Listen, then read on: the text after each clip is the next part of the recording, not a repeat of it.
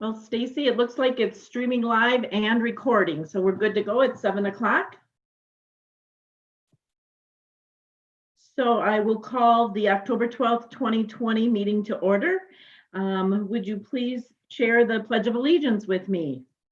I pledge allegiance to the flag of the United States of America and to the republic for which it stands, one nation, under God, indivisible, with liberty and justice for all. Thank you. And then Anita, if you would do the roll call, please. Chris Lau. Here. Rebecca Reber. Here. Barb Wettstein. Here. Brian Wolpat. Here.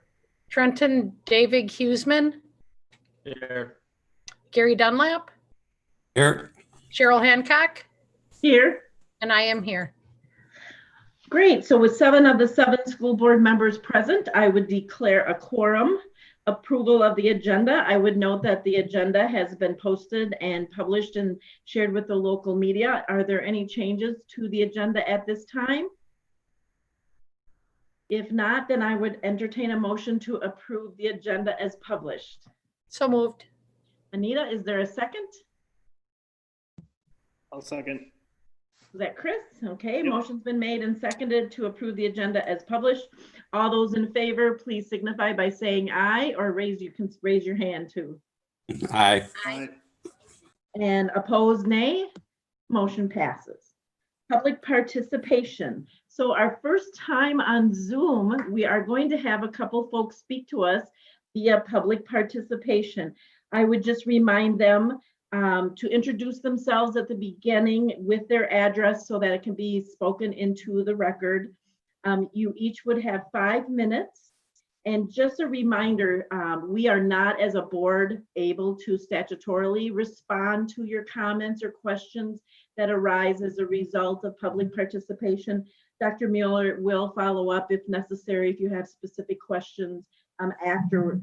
And some of the board members during their comments at the end of the meeting may make some comments related to what you raised during public participation.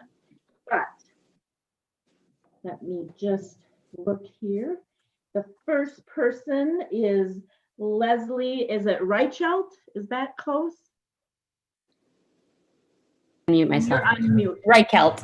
Reichelt. Leslie, You were close. if you want to start? She is going to speak to us about the mental and physical health of children and adults as it relates to public schools. Closing. Well, hello, everybody. As she stated, my name is Leslie Reichelt. I live at N7295 Cottonwood Lane in Holmen. I have lived in Holmen now for 6 years. I have 2 kids. I have a son who's 8 that goes to Prairie View and a daughter that is 3. I'm a small business owner and I'm also an X-ray technician at Mayo Clinic in La Crosse. I know that people don't always speak the loudest when thanks are in order, and it would be rude of me not to take this opportunity to thank the Holmen School District for, up until now, providing my son with an exceptional education. My son Gavin goes to Prairie View Elementary and has enjoyed each and every day of school, and for that I am truly grateful. I come before you today, not only for myself or even for my own family, but for the kids that can't stand here before you and the parents that are struggling each day to cope with this new reality. Today, I will talk to you about the importance of public in-person education for grades K through 5 as it pertains to the social and emotional well-being of our children and their families, and the relevance in looking at the whole picture of health and wellness as it pertains to mortality rates in the Coulee region. When the world screamed COVID, nobody knew what to do or what to think. We were all told to keep our children home, and we were told to shelter in place. We were warned that there was a deadly virus that the world had not seen before and did not know what to do with. Fast forward 10 months, and we are now beginning to see the true toll that COVID is playing on our lives and on the lives of our children, and it's not a pretty one for many reasons. To date, we've had 10 deaths in La Crosse County from COVID in the year 2020. Most of those cases were people in their 80s with pre-existing conditions. In contrast, or comparison, we've had 36 suicides and accidental overdoses. That's 3 times as many deaths than COVID this year and double the amount of deaths from drug overdoses last year. We have seen a direct correlation in COVID and the impact that it plays to those with mental health and drug issues.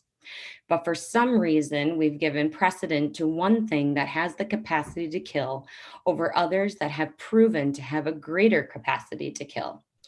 We now know that key components of these mortalities involve a lack of services that would and could help in the fight against mental health. Public schools are essential in this fight. They provide a critical service that helps to mitigate health disparities, such as school meal programs and social, physical, and behavioral and mental health services, things that cannot be successfully maintained in a virtual capacity. They help to assist in the burden of childcare for parents that have no choice but to physically go out and work every day, as many of us that work in healthcare do. As I told you at the beginning of this presentation, I am a healthcare worker. I've seen and worked with COVID positive patients and do so most days. I've unfortunately even watched a few pass. But as a healthcare worker, this is not new.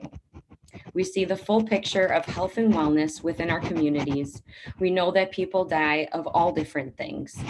If we choose to look at COVID through its capacity to kill and harm, we have the due diligence to also look at the other things in life that have the capacity to kill and harm. I mean, we must weigh the severity of those against each other. COVID is a virus. Viruses spread, that's what they do. Unless we continue to shelter and keep our distance, this virus will continue to evolve. But that does not scare me. What scares me is a future in which we don't come to terms with this, and what that means for children throughout our nation that will continue to be neglected and have further disparities for certain socioeconomic groups if we continue to deny them access to services they so desperately need. So today I implore you, look at the bigger picture of how virtual school is harming our children and their families. Stand up in this new world as a glimmer of hope of normalcy. Have the courage to see life through the eyes of these kids. See the greater impact and understand that as a public school, you have a due diligence to support the community that supports you. Stop looking for metrics to gauge your strategies for reopening and figure it out. You will never be able to guarantee everyone's safety on a given day, whether it be from COVID, influenza, a broken bone, but I can guarantee you that many of these kids are much safer in your care than left alone to their own accord, day in and day out, with parents that are on the brink trying to work, homeschool, and navigate this new way of life. We are on the verge of a mental health crisis, and I believe that you have the ability to do something about it. So I implore you, open our elementary schools back up for in-person education and show our community that you can serve them in the capacity that they so desperately need and deserve. That's all.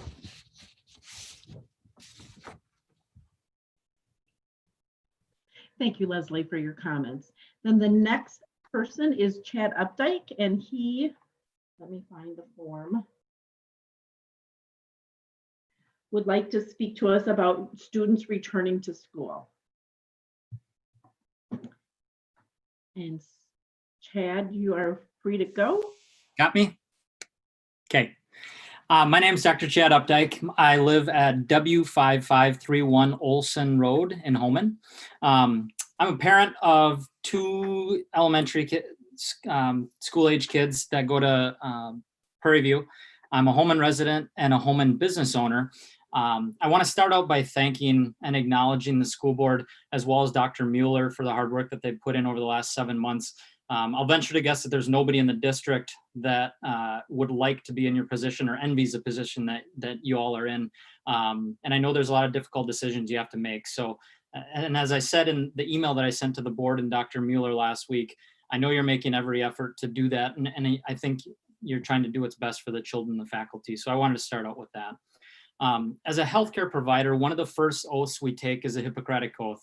Part of that states, first, do no harm. That's the angle that I'd like to start out with tonight. Some of this will be repeated from what I sent in an email last week, but because I only heard back from Dr. Mueller, I wanted to make sure that everyone got to hear it. In March, when it was decided to shut down schools, it was done because of the unknown. We didn't have data and we didn't know much about this virus. We now know that the last quarter of the school year was a complete loss. A lot has changed between then and now.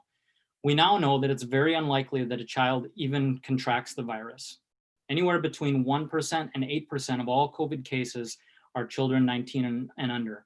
In the rare instance that a child does test positive, the rate of survival via the CDC website is 99.997%. I understand schools is more than simply just children. So if you look at the 20 to 49-year-old age range, most of our teachers, the survival rate is 99.98%.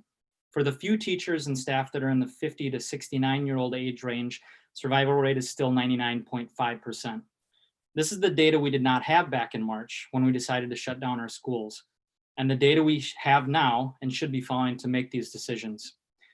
So back to the part about doing no harm.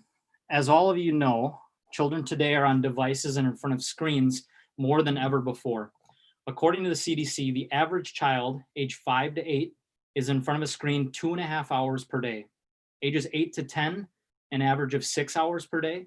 Ages 11 to 14, an average of 9 hours per day. And 15 to 18, an average of 7.5 hours per day. These daily numbers are pre-virtual school. So this is before this was ever a thing. Keep those numbers in mind as I talk about the 2018 study done by the National Institute of Health, which covered 10 years, followed over 11,000 kids, and cost more than $300 million to produce. This study found that children that spent more than 2 hours per day in front of screens scored lower on tests involving critical thinking and language.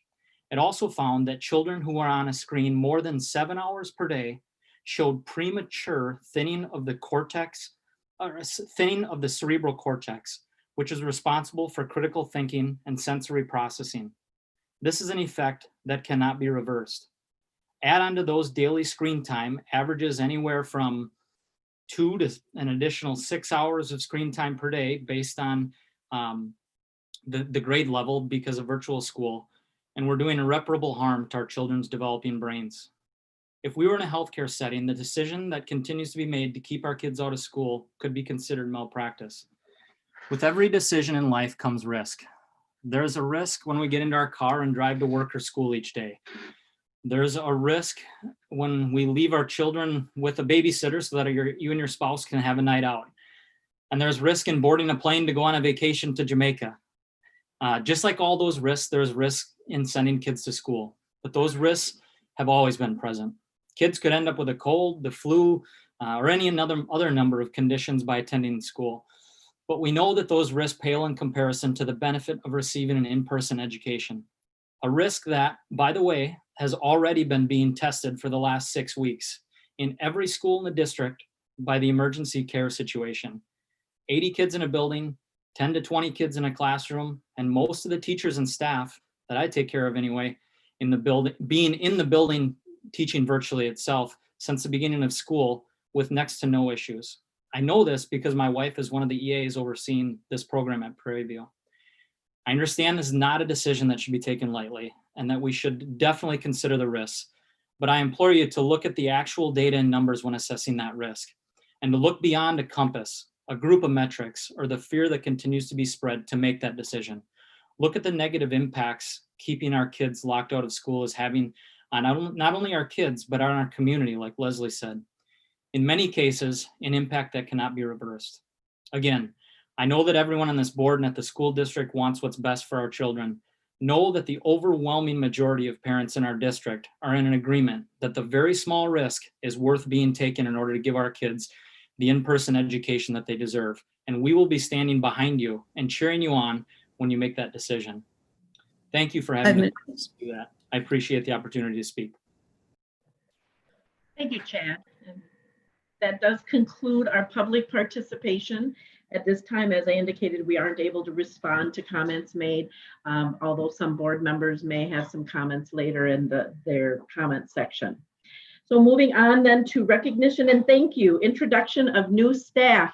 Now I've noticed a lot of different faces on the Zoom meeting tonight, so that was great to see. And Dr. Mueller, I think you will be introducing them, or I think we're going to have them introduce themselves maybe and tell a little bit about their background. Yeah, so first of all, welcome to all of our new staff this school year. It definitely has started a much different way than normal. And I'm hoping that we can have a celebration with you at some point in time. Usually this evening we'll have the new staff gather with us in our boardroom, and we have a little, I don't know, some hors d'oeuvres and good conversation and get to know you a little better. So we'll look forward to doing that in the future. And just thank you so much for all you've been doing during these challenging times. It's greatly appreciated. So with that, what we do is in a Zoom, this is new being in Zoom, and everyone, as people leave, everyone keeps moving in their spots. So, so what I'll do is, I think I'll say your name, and if you could just tell us just a little bit about yourself, like basically, you know, where you're at, what school you're at, what you're doing, your position, and then if you want to share anything about, you know, how do I say? I don't want to say where you've come from, but if you've had any prior places that you've maybe worked before here, or anything else you'd like to share, feel free to do that. It's just an opportunity for the board members to get to know you and us to get to know you better and to learn a little bit more about yourselves, about you. So we'll start here with Courtney. I see Courtney Burgum. There she is. Okay, we'll kick it off with you. Hi, I am Courtney Burgum. I am from Holmen originally. I did graduate from Winona State this past May. So I did go through student teaching, a little bit of in-person and virtually, and this is my first position out of college, and I am at Holmen Middle School as the health and adapted phy ed teacher. Thank you, Courtney. Maggie, I saw you. Where'd she go? There she is.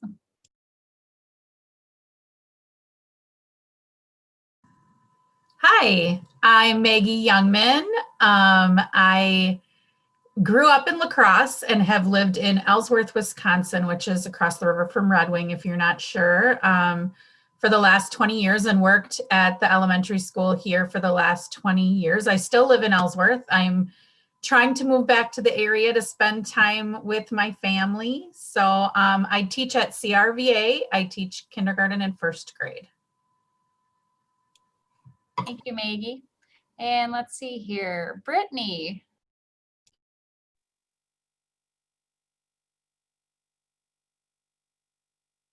We can't hear you, Brittany.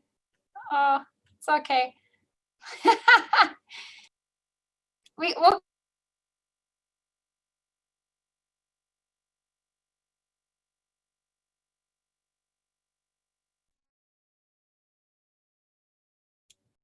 Catherine Mossman, would you like to share? Sure. Thanks. Mossman. I am currently teaching 4th grade at Viking. This is my 3rd year teaching. The last 2 years I was in Arcadia for 1st grade, but I student taught at Evergreen a few years ago, and I'm really excited to be back in the district. Thank you, Catherine. You ready, Brittany? Oh, it's not working. That's okay. So, well, let me introduce Brittany. Brittany is our new, she's come from us from Sparta, and she's our new associate principal at the middle school in that. So we welcome her. She's been doing a lot of great work, and over the past few months here, been very busy because she works also with the PBIS in the district and a lot of the plans of the kids returning and what we're doing. So welcome, Brittany. Okay, Mariah Ferguson. I saw her on here. There she is. Hi, everyone. My name is Mariah. I am currently in my 2nd year of teaching. Last year I taught at Arcadia Elementary School. I actually taught at Holmen High School when I was student teaching back in 2018, so I'm excited to be back. I am also at the high school, and I am teaching health and physical education. Welcome. And last but not least, Tara. Hi, my name is Tara Schmitz. I am specification. This is my 16th year of teaching. I do live in Ashton, and I have 4 kids of my own, 13, 12, 9, and 7. So they're keeping me very busy. They are in person, so that helps a little. But I have had all sorts of roles, special education in elementary, RTI, interventionist. I also work for Viterbo as an adjunct, so a little bit of everything. So I'm excited to be in Holmen. I know a couple of people that worked in Cashton before, so it's nice to have a few familiar faces because I can't see faces and I don't know anybody. So it's been an adventure, but it's been a good one. So. All right, I think that concludes our new teaching staff that joined us this evening. So I will turn it back over to you, Cheryl, if you want to say anything right now. Sure, I just wanted to acknowledge that I had the opportunity to visit the new staff at their first day and say hello. And as a result, I received a very nice card from one of them, and that was really nice. Over the years, I've gotten a couple of those. So just shows what quality group we have this year, though. And we really do welcome you.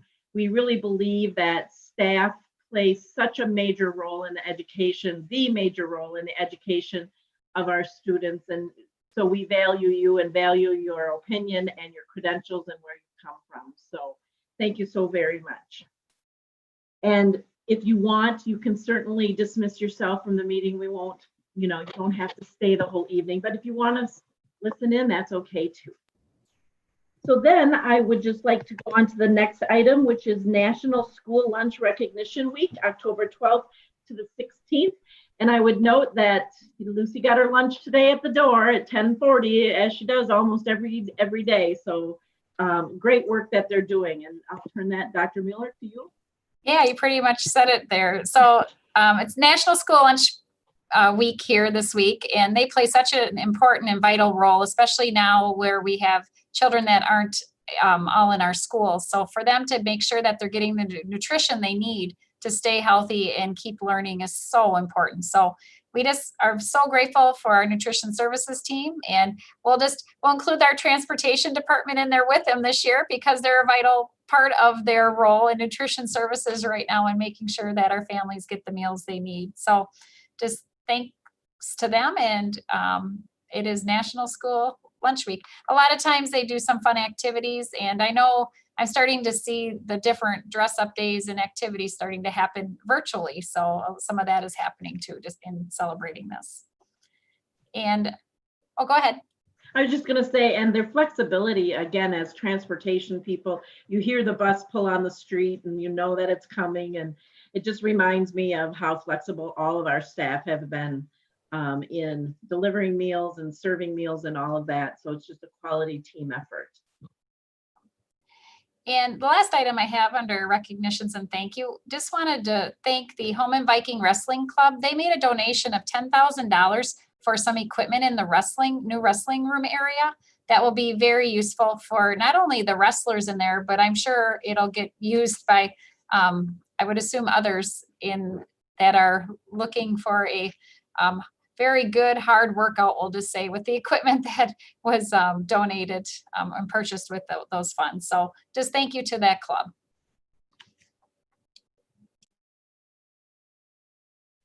Okay, then moving on to reports and discussion. Transcripted credits, Lindsay Seep and is that the correct way? Is it Seep? It's SIPE, but that's okay. I see, I knew I guessed the wrong one. So that's all right. Going to present on this, I believe. Hello, everyone. I'm Lindsay Sipe. I presented last meeting too. You're probably getting sick of listening to me 2 meetings in a row, but I am the ACP coordinator at the high school, and I have invited Tyler Ludeking from Western Tech to be on with me as well today. Tyler and I work super close together with the transcripted credit programming and Start College Now. So he is going to join us. I'm just going to share my screen quickly.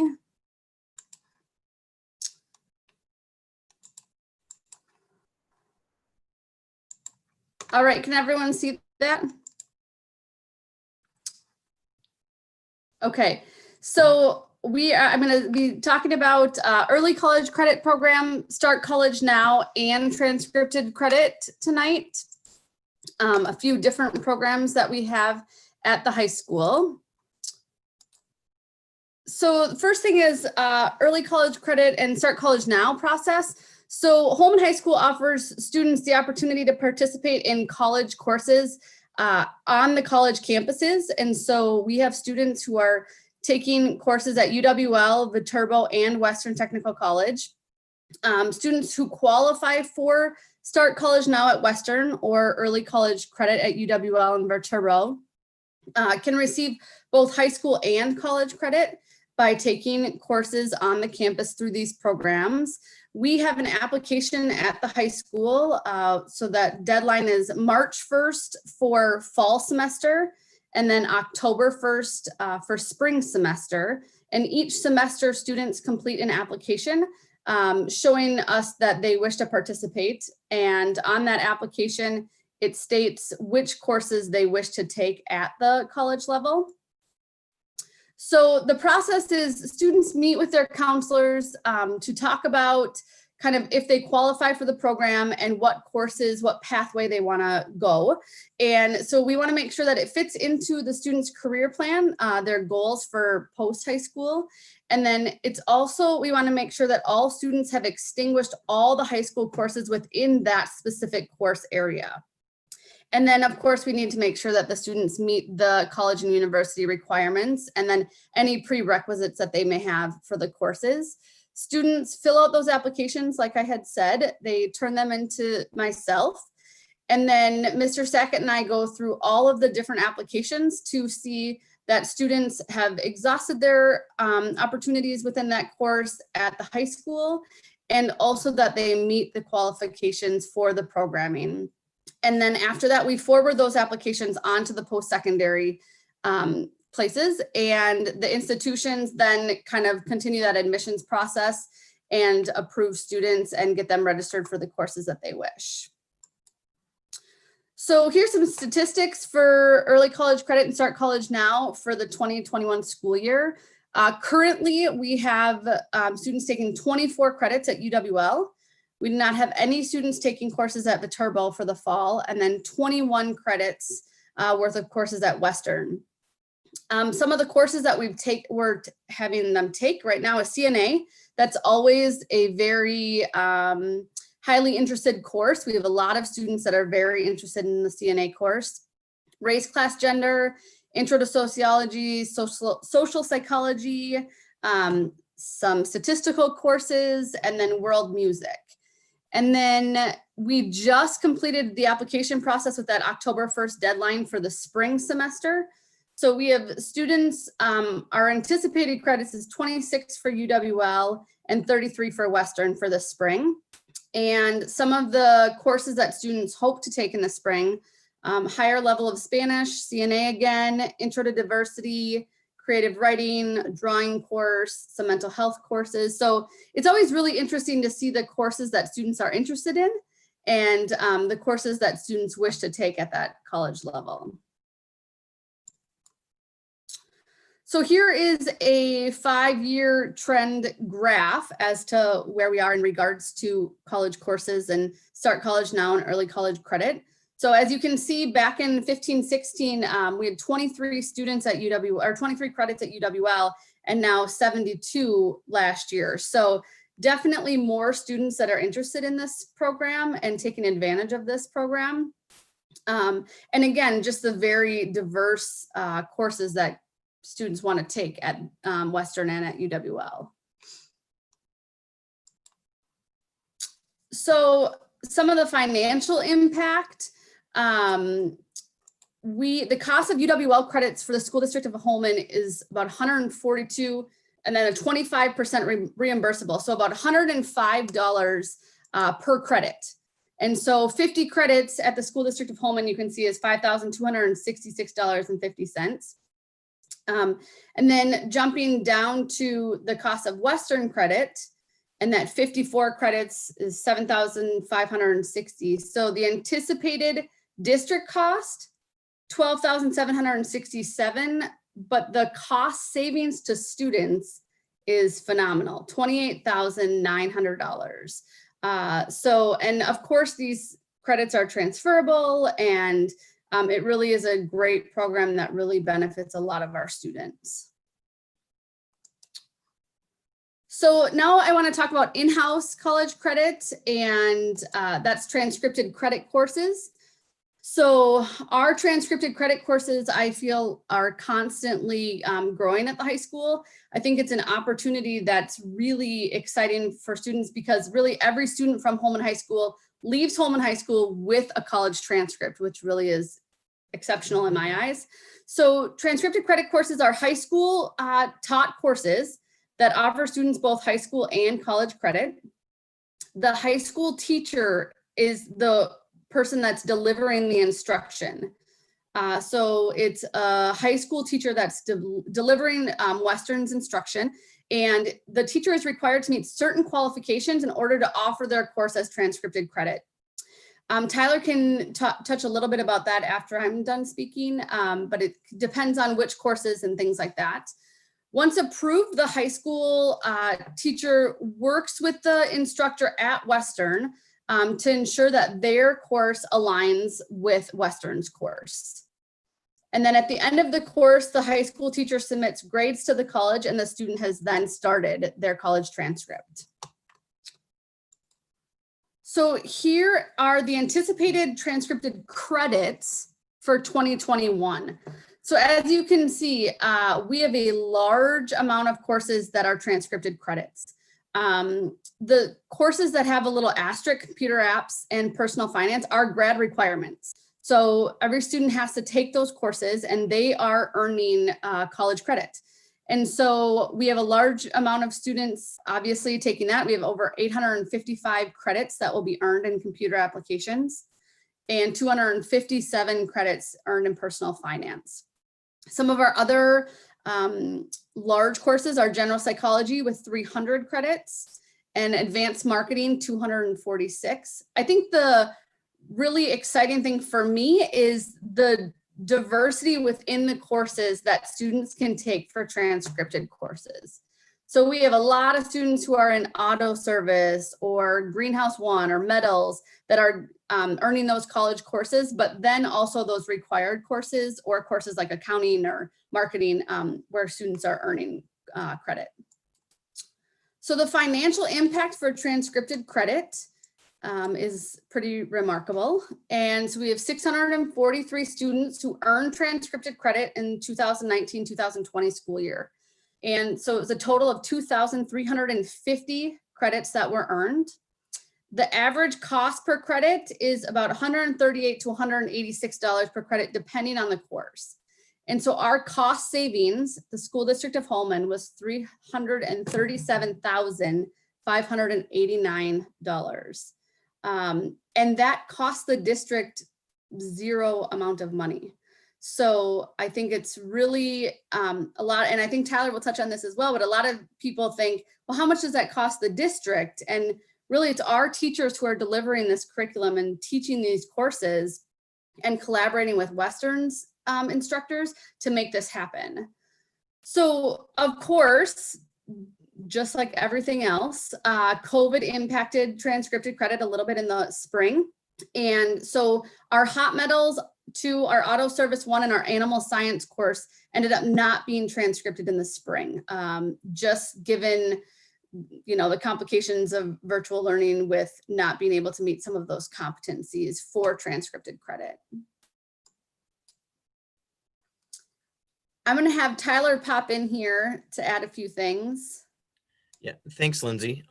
Just as Lindsay had said, as far as the requirement piece goes with transcripted credit, we're essentially hiring these teachers at the same rate that we would as Western instructors. So they meet the same hiring qualifications. If they're teaching a general studies level course, then they need to have a master's degree, bachelor's degree for any of associate level or technical diploma level as well. So we're really making sure that all of your teachers meet those qualifications. And Holmen is really lucky to have some teachers that have master's degrees in the content area and able to teach some of these general studies courses, particularly in like the general psychology area. I think that's really what drives some of your cost savings up. And as Lindsay had said, Holmen is right over $337,000. The next closest school is right around $143,000 in terms of the difference of the cost savings. And Western provides those cost savings really as a community support. You know, we're providing the credit And then Holmen is essentially providing the teacher for that. And so we call it cost neutral. You're paying the teacher to do that. And then Western obviously is paying to provide the credit for us. We see some pathway pieces happening into there where maybe students are earning 3 or 4 different courses and then coming to Western afterwards and maybe earning their associate's degree and then transferring on to a bachelor's. So those are some things that kind of happen. And when we work with school districts, sometimes it does sound like it's almost like a too good to be true thing, but truthfully, we do it to support the community. And that's what Western Technical College is essentially here for. The other thing that I would add is one of the things that we're looking at potentially starting next fall is actually a program with the FANUC robot. And I know that the Holmen School District recently just purchased a FANUC robot. And so Western will be partnering and offering transcripted credit with the Intro to Robotics course. So it'll actually be basic robotic programming will be the first course that we'll be aligning our transcripted credit with in that area. All the other schools will essentially be using a lot of Western's virtual and we'll be passing around the robot. But Holmen is in a very special situation in which you actually have your own robot. So in talking with the teachers and so forth, you're going to be in a situation where you'll be able to provide students certification for that. And then the students will also be earning 2 college credits, which would go into our automation systems course moving forward. So you're also in a good spot to continue to expand transcripted credit. And we certainly see that with Holmen and their interest to continue to expand that. So kudos to you. Does anyone have questions for Tyler or I? Any questions for Tyler or for Lindsay? Brian? Hey, Lindsay, I'm curious to know, like, when courses come up. And Brian, you're kind of hard to hear. I don't know if, can you turn your microphone or maybe you have to speak closer? Are you able to hear me now? I can hear you. A little better. All right. Who initiates the process for a course to actually become transcripted credit? I would say it kind of depends. Sometimes it's teachers, sometimes it's students saying, hey, you know, how can we get some of these courses transcripted? Sometimes it's Tyler coming to me. This robotics is a prime example, saying, hey, we have this opportunity. What do you think? Do you think students would be interested in it? And then we move forward from there. It kind of depends on which course it is. And then to quickly follow up, do we have any data for the students who have achieved those credits and then to track to find out if they actually were applicable to a degree that student had earned later on? I don't know if maybe and I'm blanking on the name of it. Dr. Mueller, maybe you can help me. That Matt Myers and I present on with the census, that we kind of follow that 4-year. The National Clearinghouse might have some of that data possibly. It depends on the coursework in that. It's really hard tracking courses. I know in the past when we were tracking coursework, especially in career technology or in some of our elective courses, to track the coursework to actual degrees earned was tougher. I know a lot of times it was individual calling and so on, whereas some of the other courses are tracked more easily, I guess you could say, through a national clearinghouse, but that's more of individuals tracking that type of information. Anyone else have questions? Barb. Go ahead, Barb. Her hand is frozen in the air, so I don't know.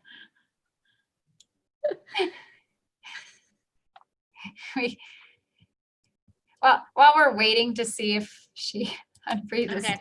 Oh, there she is. Yes, She's okay. back. Okay. Like, you guys aren't frozen, it's just me. Yeah.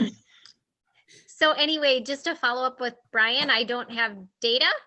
Oh, am I frozen again? No. No? Okay. I don't have data, but I do have 2 daughters graduating this spring who have super benefited from this program. And 1 son not graduating yet, but if he stays, I mean, regardless of what he graduates in, he has benefited from all the credits he got at Holmen. So thank you. So question I would have is, and this isn't necessarily a dig at Western, but are we transcripting classes with four-year colleges, UW system colleges beyond the two-year technical colleges?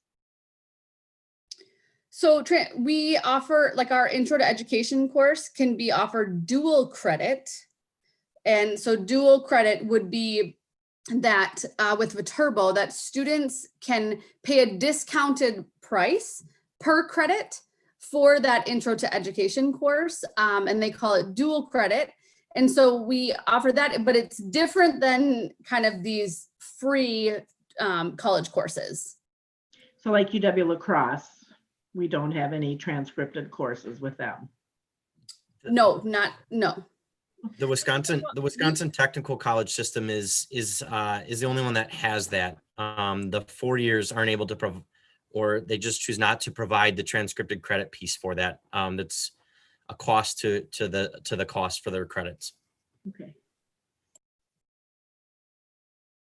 The 4 years offer that dual credit. Right. And transcripted. Any other questions? Dr. Mueller? Oh, sorry. I just wanted to say I'm very excited with the addition that we were able to do with the improvements in our career and tech ed area of the high school. It's going to really bring about, this is just the first opportunity, I think, of many coming in that area with Western or with technical colleges, just because of what we were able to do and what the community supported us in. So just thanks to everyone for that. Okay. Well, thank you so very much. Thank you. Appreciate it. Thank you, Tyler and Lindsay, and appreciate your information. Then we will move on. Dr. Mueller mentioned the addition, and we will move on to the addition and remodel furniture bids. And Julie Holmen and Dr. Mueller will be presenting. Julie will start with this one. She has been very detailed in the work of the furniture. Hi, good evening. I'm not going to share my screen because if you took a look at the bid summary for the furniture, it's quite tiny and extensive. So a lot of detail within the spreadsheet for the furniture bid, but I'm going to talk to it here tonight. The district did seek bids for the purchase of furniture for the Holmen High School addition and remodel in an RFP with a response deadline of September 30th of 2020. We received 6 vendor responses. 4 of those proposals were received for all of our requested line items, and 2 kind of cherry picked what they wanted to bid within their response, which was fine. They weren't required to bid everything.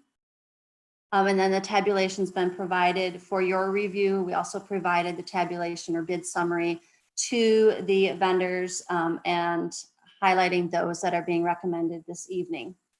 The RFP requested pricing for several pieces of furniture to be placed in the following spaces: the Fine Arts Center, Staff Lounge, Conference Rooms 1 and 2, the Coaches Conference Room, the Flexible Learning Space, which is actually in the old stage. If you remember, that's being converted to flexible learning, and then the expansion of the Commons and cafeteria. We did consider alternate bids rather than exact, but determined to remain with the exact RFP specs because those are the preferred items, and the alternates were not necessarily the same item as what was being requested. Failure of a vendor to provide a sealed envelope and the requested completed bid submittal form resulted in bid disqualification. So that did occur to one vendor. So if you are looking at the bid summary and seeing numbers that might be lower than those we are recommending this evening, that may be the reason why. So we are recommending to split the award between 2 vendors. The lowest bidder for a number of items that I will list is the Duet Resource Group. They bid $55,340.39. We recommend bidding these items in the issue paper to Duet Resource Group. And that includes 7 30-inch stools in the staff lounge. In the flexible learning space, it includes book bag chairs, lounge seats, left and right facing lounge seats, privacy booths, reef table, tide table, and task chairs. If you're interested in learning more about exactly what those items are in the manufacturers, that information is in the bid summary. In the Commons cafeteria, the 3 4-seat rally tables, 30-inch stools, 8 stool lunch tables, 6 stool lunch tables, which are ADA compliant, and 3 12-stool lunch tables. So those items we recommend being awarded to Duet Resource Group. And splitting that bid, like I mentioned, the second award we would like to recommend to Henriksen. Their total bid for the balance of the items is $52,163.55. And they would be providing us with most of our Fine Arts Center lobby furniture, social series chairs, curved sofas, bench, additional sofa and benches. It makes kind of a really neat lobby, sort of a wave of furniture in the center of the lobby. In the conference room 1, mesh back chairs and bungee table. A bungee table is like 6 tables that you can put together into one, or you can split them back out for other purposes. For conference room 2, mesh back chairs and a bungee table. For the coaches conference room, mesh back chairs, a bungee table, a credenza buffet, and an audio video cabinet, and 6 popcorn chairs.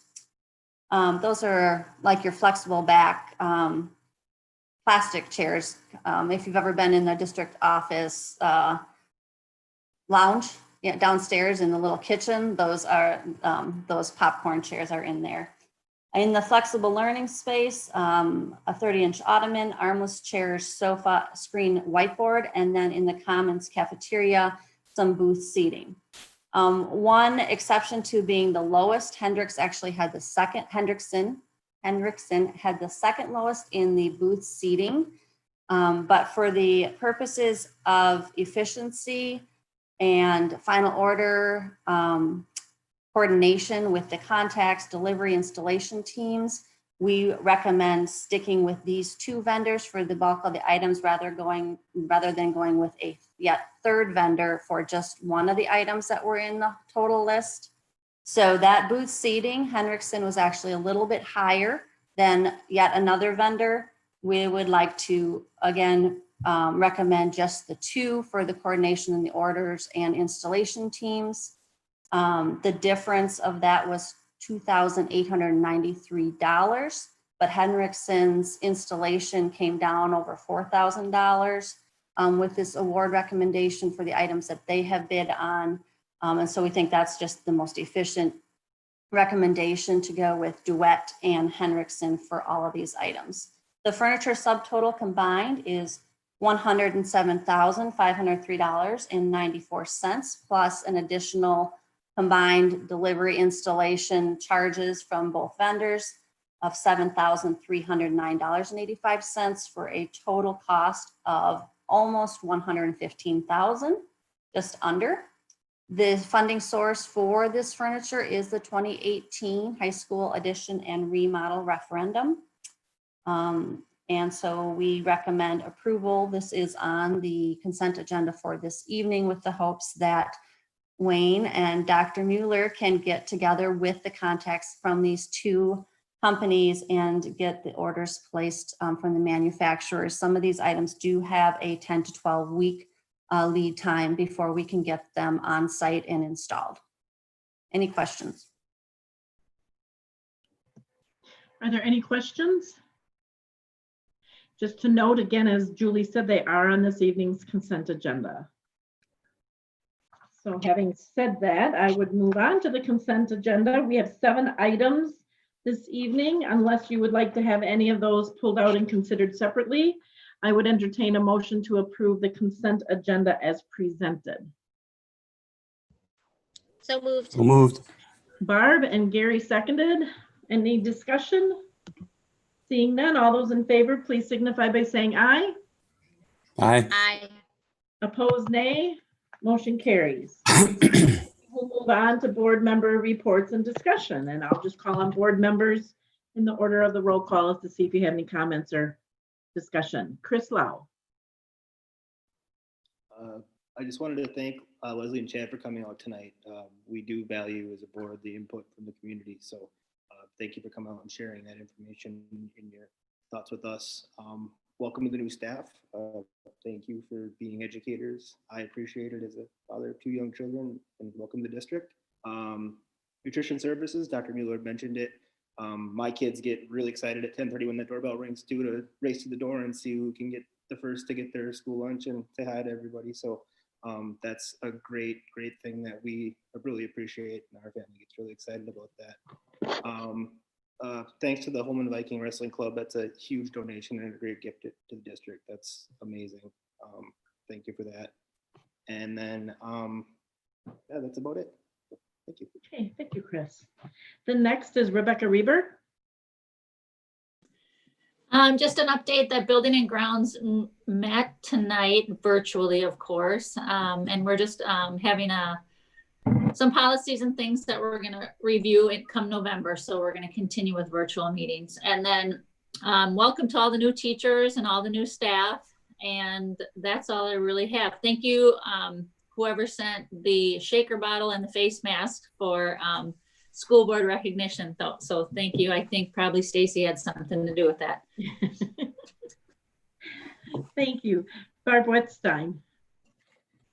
Yeah, I just welcome to the new teachers, and just exciting with all of the quality things with the transcripted credits and everything else that the teachers are working so hard and collaborating so well to do, and just exciting for those new teachers to join such a terrific team. Thank you, Barb. Brian Wopat.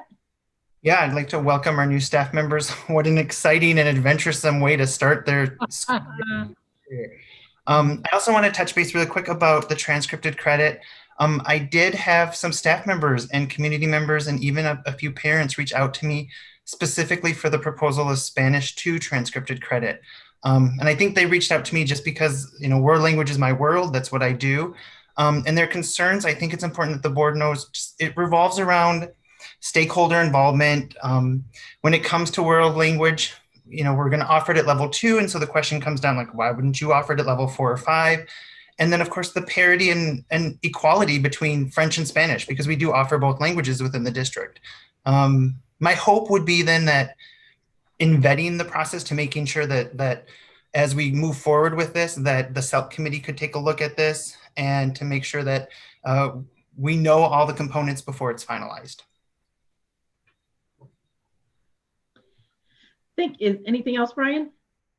Nope, that's it. Good. Thank you. Thank you, Brian. And then Trenton?